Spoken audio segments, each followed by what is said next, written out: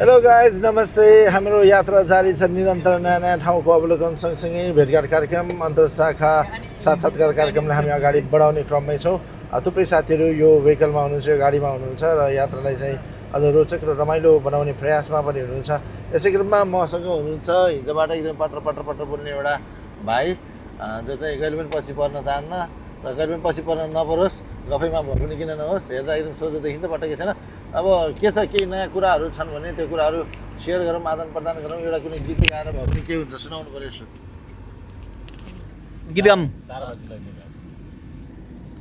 हेत्तिरको आँटे हान्न यार, गाउँला आँटे हान्न, आँटे आएन के आँटे आँटे ल बहिनी तिमीले गर ल के आँटे आएन आउन्न के म्याक्स आँटे आँटे आएन होइन, म सुन्ने मध्येको बोल्ने मध्येको होइन।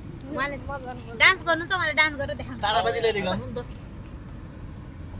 ए हा गर्नु न हजुर लाउदा डिबी स्विच ल्याएर डिबी म आउन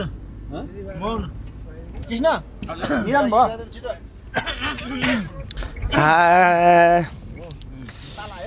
अब के गीत गाउँ, यसो भाका अलिक साथले स्वर दिए छैन। म सारङ्गी डेढ दिन्छु, तिमीले सोनाइ बजाएर गर्छौ ल। के गाउँ गाउनु न, सारङ्गी डेढ दिन्छु लगाऊ के ब्याट्री भ्याइयो के सबैको समय सक्यो। के गाउने यार, सकियो मेरो समय ल, सकियो। समय सक्यो। यता यता गोविन्द ओके ओके हामी कलाकार